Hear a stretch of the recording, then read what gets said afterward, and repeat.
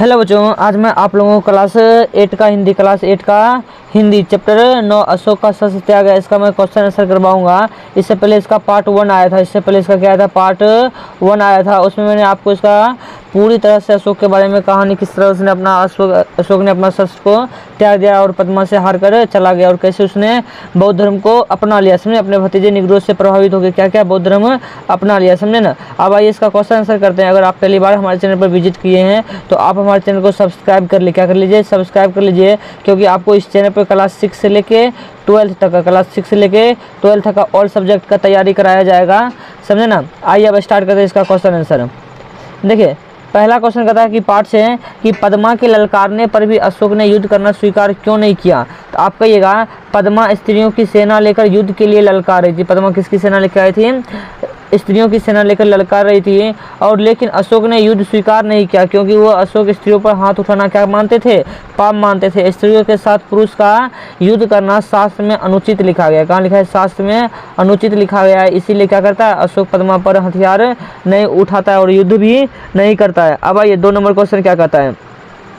देखिए, कहता कि पद्मा को अशोक से बदला लेने का अच्छा अवसर था, तब भी उसने अशोक को जीवित क्यों छोड़ दिया। तो आप कहिएगा कि पद्मा के सामने सम्राट अशोक नतमस्तक थे। कहते हैं नतमस्तक मतलब सर झुका लिए थे, समझे ना।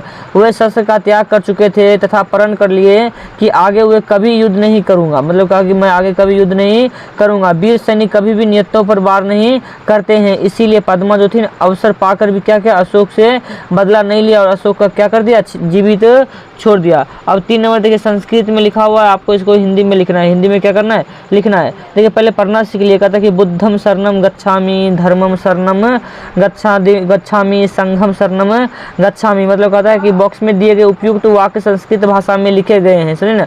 इन्हें हिंदी में अनुवाद कीजिए। किस में अनुवाद कीजिए? हिंदी में अनुवाद कीजिए। अब कहिएगा कि पहला पंक्ति यह कहता है कि भगवान बुद्ध के शरण में जाता हूँ, भगवान बुद्ध के शरण में जाता हूँ। ऐसा कौन कहता है?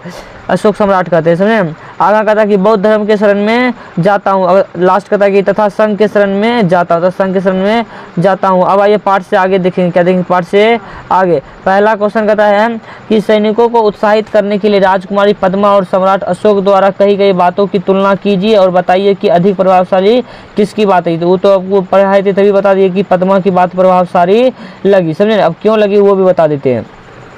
देखिए, लिखिएगा, तुलनात्मक दृष्टिकोण से राजकुमारी पद्मा द्वारा कही गई बातें सैनिकों के लिए अधिक प्रभावशाली थे। अशोक ने कलिंग पर विजय कर अधिकार में लेने या मृत्यु को प्राप्त करने की बात अपने सैनिकों से कहे, लेकिन पद्मा जो थी उसने अपने सैनिकों को वीर कन्या, वीर भगिनी और वीर की पत्नी व स्त्रियों में वीर रस का संचार करती है। इसके साथ साथ कहते हैं कि पिता, भाई, पुत्र, पति के हथियारों से लोहा लेना है, मतलब युद्ध करना है। मातृभूमि को पराधीन होते नहीं देखने की प्रतिज्ञा करवाती है, और जो अधिक प्रभावशाली है। क्या अधिक प्रभावशाली है? अब इस एकांकी को कहानी के रूप में लिखिए। तो आप क्या करिए, इसको सारांश मतलब लिखना। पहले आप इसको पूरी अच्छी तरह से पढ़ लीजिए, हम जितना पढ़ाए हैं पार्ट 1 देख लीजिए। आपको जो समझ आता है अपने भाषा में लिख दीजिए, समझे। अपने भाषा में लिखिएगा, वो इसका क्या हो जाएगा? सारांश हो जाएगा। अपने शब्दों में लिख दीजिएगा, समझे। अब आइए 3 नंबर क्वेश्चन देखने का था कि अगर आप अशोक या पद्मा की जगह होते तो क्या करते। तर्कपूर्ण उत्तर सहित दीजिए। कहिएगा कि अगर हम अशोक या पद्मा की जगह होते तो वही करते जो विरोचित व्यवहार से दोनों ने किया। मतलब अशोक ने जो पद्मा के लिए किया, पद्मा ने जो अशोक के लिए गया, हम भी क्या करते हैं? हम भी वही करते हैं। हम भी क्या करते हैं? वही करते, समझे ना। अब आइए आगे देखिए, वो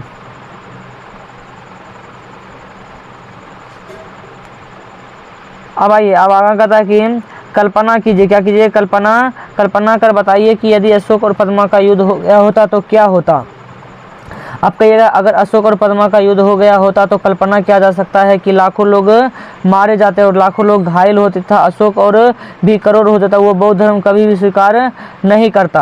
अब कहता है कि अस्त्र और शस्त्र में क्या अंतर है। अस्त्र और शस्त्र में क्या अंतर है? तो आप कहिएगा, अस्त्र वह हथियार है जो हाथ में लेकर चलाया जाता है, जैसे तलवार, गदा, फालसा इत्यादि, समझे। शस्त्र कहिएगा वह हथियार है जिसको फेंक कर चलाया जाता है, जैसे तीर, भाला, बम इत्यादि, इसको फेंक कर चलाया जाता है। अब ये लास्ट एवं आखिरी क्वेश्चन है इसका पार्ट से, समझे। पार्ट से आगे का देखिए, कहता कि युद्ध से हानि के विषय में अपने मित्र को एक पत्र लिखिए। देखिए आप लिखिएगा, सबसे पहले आप कहाँ हैं वो लिख दीजिएगा, उसके बाद दिनांक लिखिएगा 28/6/2024। देखिए मेरा प्रिय मित्र कौन है, अंकित। मैं अंकित को क्या करता हूँ, नमस्ते करता हूँ। अब यह सब सेम लिखिएगा, समझे। कहता है कि मैं कहता है कि मैं कुशल हूँ और आशा भी करता हूँ कि तुम सब परिवार क्या होगे, कुशल होंगे। आगे पत्र में युद्ध से हानियों के विषय में लिखना चाहूँगा। आज के परमाणु युग में युद्ध बहुत हानिकारक साबित होगा। युद्ध से मानव का विनाश निश्चित है। लाखों लोग निरपराध मारे जाते हैं और धन जन की अपार हानियाँ होती है। धन जन की क्या होती है, अपार हानियाँ होती है। और लिखिएगा आगे थोड़ा सा। अब कहता है हमारे विचार से युद्ध से होने वाली हानियों को मद्देनजर रखते हुए युद्ध का अंत अनिवार्य रूप से होना चाहिए। अब तुम्हारा मित्र, जो मेरा नाम है सूरज कुमार, तो सूरज कुमार लिख दिए। अब आइए व्याकरण देखिए।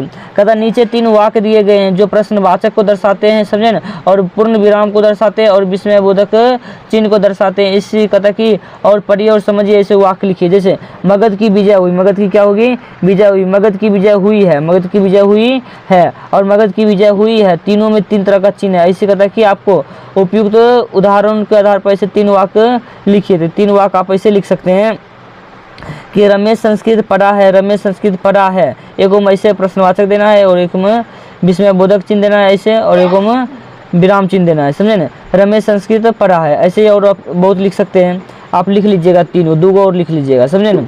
अब कहता है कि वाक्य में प्रयोग करके बताइए कि शस्त्र और अशास्त्र में क्या अंतर है। कि अगर शस्त्र से युद्ध होता है, शस्त्र से क्या होता है, युद्ध, और शास्त्र अध्ययन योग्य होता है। शास्त्र क्या होता है, अध्ययन योग्य होता है। आपका यह चैप्टर यहीं समाप्त होता है। अगर आप पहली बार हमारे चैनल पर विजिट किए तो हमारे चैनल को सब्सक्राइब कर लीजिए। और अगर आप इन सब का PDF पाना चाहते हैं तो हमारे मोबाइल नंबर 95 76 39 14 15 वाले नंबर पर जुड़ जाइए, जहाँ से आपको क्या मिल जाएगा, PDF मिल जाएगा। वीडियो देखने के लिए धन्यवाद।